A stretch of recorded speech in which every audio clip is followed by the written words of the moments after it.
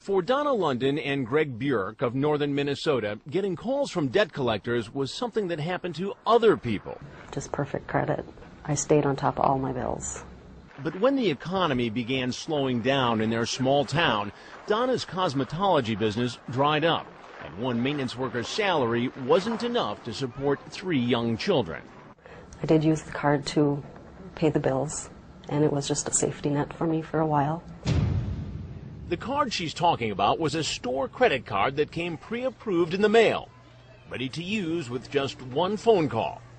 We weren't buying anything extravagant. Food, toilet paper, nothing that wasn't absolutely necessary.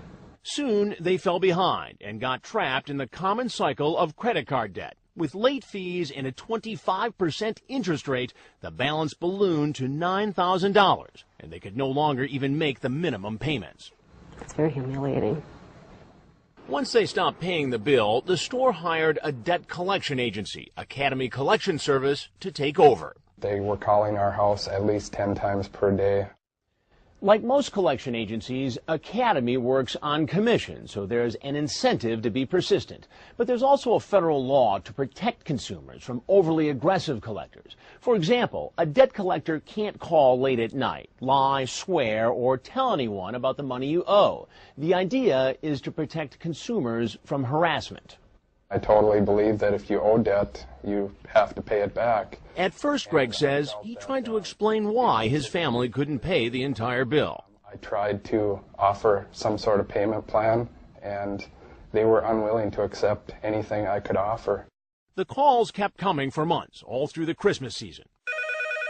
When the phone rang on December 31st, Donna thought it was more of the same. When I seen it on the caller ID, I didn't even get up to answer the phone because I was nursing my baby.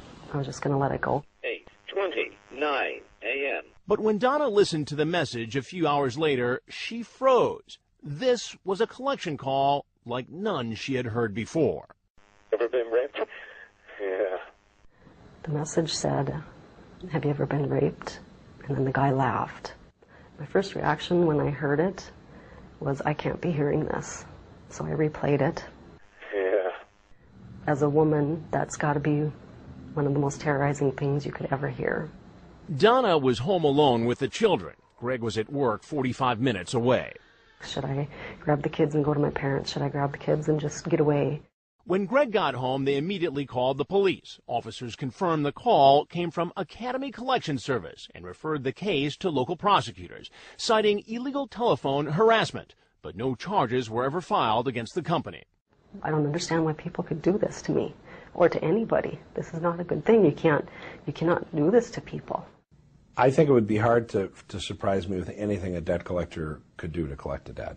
Attorney Peter Berry has sued hundreds of debt collectors and represents Donna and Greg in a federal lawsuit against Academy Collection. Why would a debt collector leave a message saying, "Have you ever been raped?" To stir up emotion, what better way to get somebody to return a call than leave a shocking message like that and see what happens? Berry says that in tough economic times, some collectors turn to more abusive tactics to earn their commissions. The Federal Trade Commission reports that it gets more complaints about debt collection than any other industry. I've seen everything from physical threats, profanity, threats to the workplace. But isn't the reality that if people paid their debts, they wouldn't put themselves in a situation where they could be potentially abused by a debt collector? Sure, debt collectors are entitled to collect what's due and owing to them, but consumers have a right to be treated with truth, fairness, dignity, and respect. The fact is that the track record is excellent. Roseanne Anderson is the lead attorney for ACA International, the nation's largest debt collection industry trade group. We asked her about that message allegedly left by someone at Academy, a member of her organization. Ever been raped? Yeah. That is insane. That is ludicrous. That has nothing to do with debt collection. If any one of our members actually had to face me and say, "Oh, sure, we do that all the time," I would be shocked, and I probably wouldn't be sitting here representing the industry. In a letter to Dateline, a lawyer for Academy Collection says he has not had an opportunity to determine if the message actually came from the company. And he says Academy does not tolerate abusive conduct and swiftly fires collectors who break the law. But in fact, Academy has a history of violations. The federal government recently sued the company, and Academy paid a fine of more than $2 million for what prosecutors called harassing and abusive tactics. Whether it's correct or not, debt collectors have this image of phoning at all hours, harassing people. Where do you think that image came from? I know that it's outdated in terms of a stereotype. But I also know that it came from the bad acts of a few. So you would say this is a minority of the debt collectors getting a majority of the attention? Absolutely.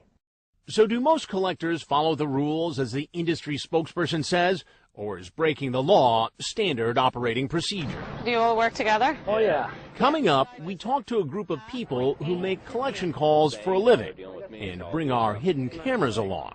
It's worth it for people still to be illegal and collect money.